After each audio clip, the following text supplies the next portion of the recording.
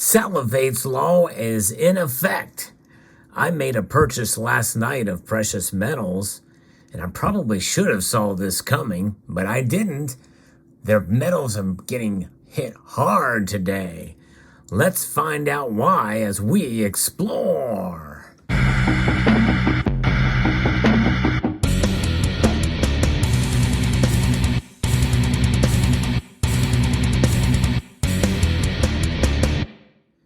Yes, indeed. I made a purchase of precious metals and both gold and silver, and they fell dramatically today. In fact, silver has almost dropped 5%.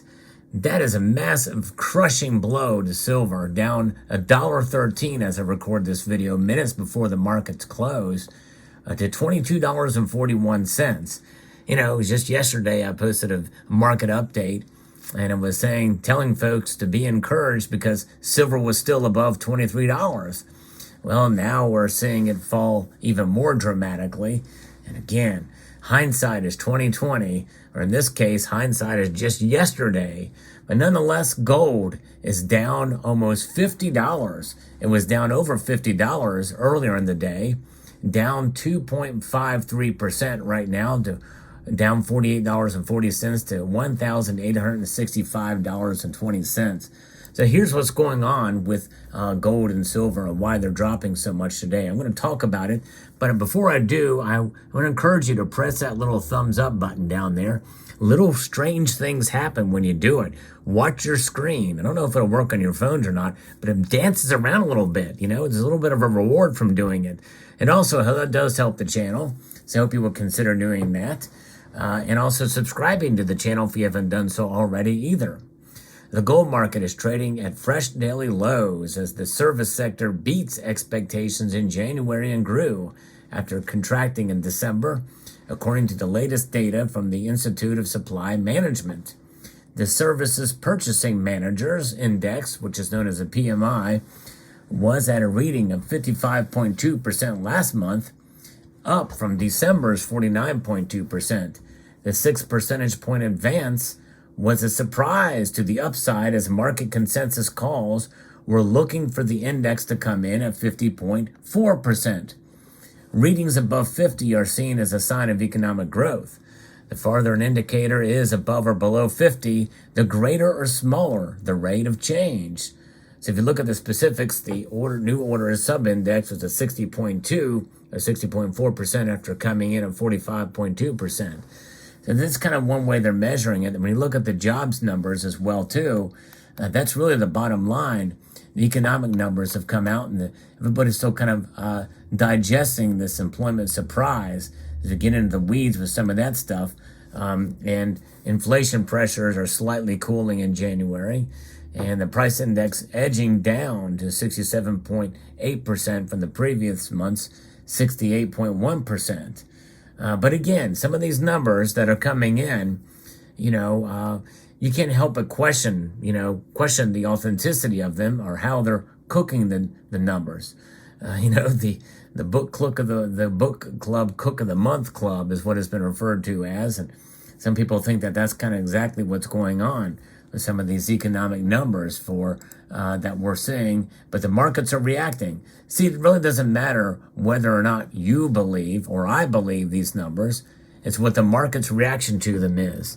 And that's what we talk about on this channel, is this craziness about how quickly and how dramatically they react to the numbers.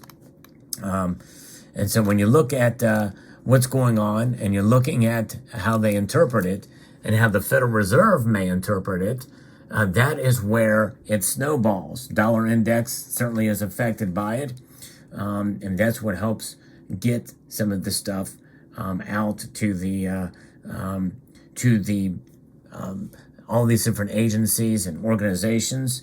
And so when the dollar index is up, and up it is today over 1%, well, gold and silver fall. And what drives the dollar index? Well, that's going to be things like these employment numbers. So what that means is that the Federal Reserve now may be free to be more hawkish as they see these employment numbers come in to continue to raise rates at the same rate, if not maybe even bump up back to 50 basis points next time to bring inflation back in line. Because what they're doing is apparently, according to the official numbers, are not affecting the employment situation based off the data that has been released or reported on. But again, find it hard to believe to really to get a grip or grasp on this, because when you think about it, what is all these tech sector and other sectors laying off tens of thousands of people? I mean, it's insane. But yet the employment numbers are going up. I don't know. Something just doesn't smell right here. But again, that's just me raising some questions, not necessarily drawing some conspiracies or theorizing anything other than just what is being said here. But it's fascinating to see that is the where we're at when you predict that the Fed is going to be more hawkish because of employment data, and that's going to not bode well for gold and silver. If they were to slow down even more or pause for their rate hikes, which that was the interpretation immediately following the meeting that Federal Reserve Chair Jerome Powell had a couple of days ago. Just a matter of 2 days, and now look at this, the metals have dropped dramatically. In fact, looking across the board, all of the metals got hit hard. Palladium is now under $1,000 an ounce. It's down to $982. Platinum is down, rather. Palladium is down $40. It is now down to $1,700.02 or $1,700. Rhodium is down $200 as well at $12,500. So we're seeing it pretty much across the spectrum here with all the metals, and they're reacting kind of in tandem with each other with this news. And that's kind of where we're at. And so the markets react, but I think they've not really fully digested this information, which means it's going to be for a fairly interesting market watch on Sunday night. For those of you who don't know, every Sunday night I do a market watch where we watch the markets open up and see what gold and silver do out of the starting gate in Shanghai and in Hong Kong. So it'll be very fascinating to see what those markets do and how they react. But a lot of times too, the markets tend to react, knee-jerk reactions to some of this movement in the price. And that certainly does reflect in a dramatic move one way or the other. And they certainly could and will correct themselves. And I think that's what's going to happen probably next week. But the thing is the disappointing thing is I just made a purchase last night before all this activity happened. That is what's known as Salivate's law. I jokingly say that, and have actually, I've been able to escape it for a little while with some purchases that I've made in the last 6 months, but not for this last purchase I made. It's certainly going to affect me, but that is the way the cookie crumbles at times. But it's times like this, whenever you see that occur, that you've got to keep in mind and have a strong stomach for the markets and keep in mind the long-term strategy. Now, again, there's another purchase I made, and you know what? I'm going to go ahead and show it here. I made a purchase recently, a while ago. I had it on layaway for a while when the prices were up. And for those of you who don't know, I'm a collector at heart. And I pull these off of here. I put something on layaway that was pretty much most of the collector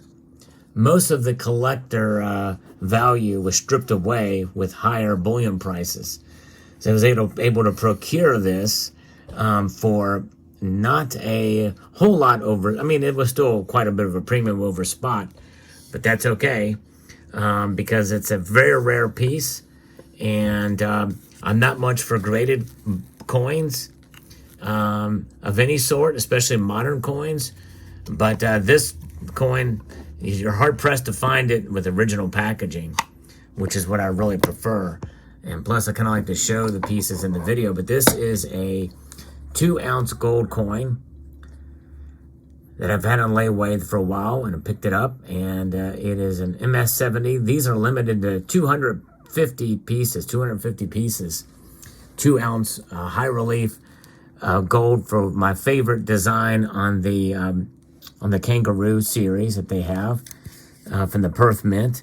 And usually when you have them in a slab like this, you really can't really feel the weight of it. But you can in this case, since it's 2 ounces.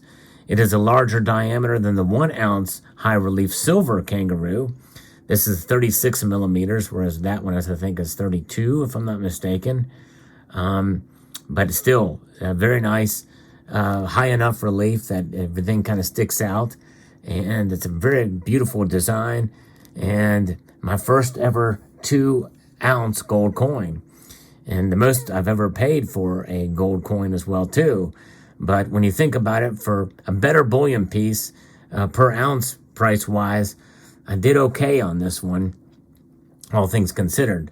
Of course, I really couldn't say that today, because today the prices have plummeted. But nonetheless, it is what it is. And the actual bullion value of something like this is really the most important thing when it's all said and done, because this is a very narrow market for collectors. If I was to resell this, I might have a hard time liquidating it for the price that I paid for it. But nonetheless, there it is. Fascinating. But overall, the markets are doing what they do. They're going to be wild. They're going to be crazy. But hang in there. And that's really the overall message to give to folks. If you made a purchase when the prices were higher, well, hang in there. Your time will come. Sooner or later, it's going to all come out in the wash. That's really the bottom line and why we hold on to precious metals. It all comes out in the wash. I'd like to extend a multitude of gratitude to you all for taking the time to watch.